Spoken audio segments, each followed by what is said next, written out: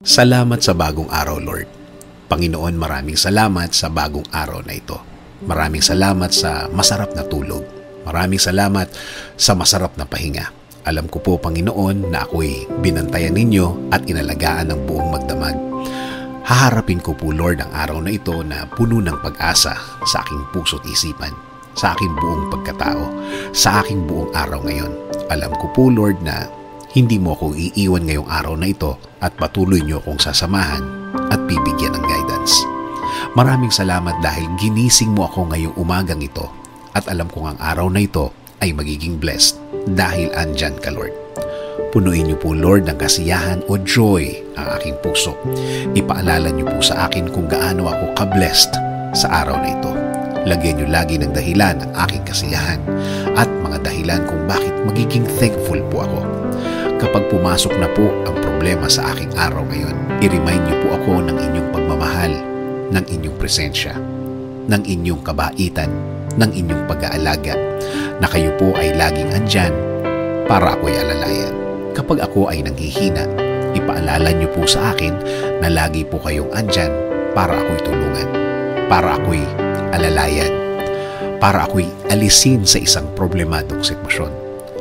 Lord, kapag naalala ko ang aking problema, please remind me that you got me, that everything will be okay and fine.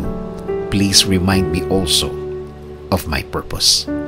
Kung bakit ako nasa mundo, kung bakit ako nabuhay, kung bakit ako andito para sa araw-araw, para paglingkuran kayo at mahalin.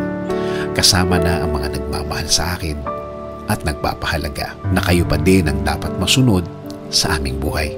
Naniniwala kami sa inyong plano na lahat-lahat na gusto niyong gawin sa amin ay makakabuti sa amin, na ang lahat ng plano ninyo ay makakabuti sa aking kinabukasan at kinabukasan ng aking pamilya.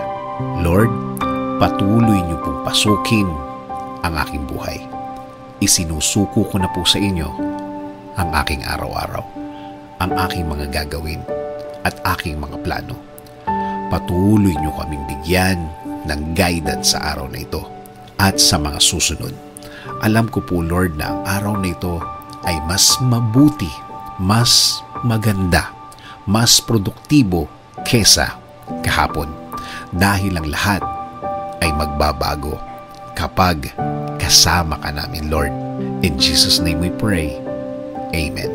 Sabi nga sa Lamentations 3:22-23, the steadfast love of the Lord never ceases. His mercies never come to an end. They are new every morning. Great is your faithfulness.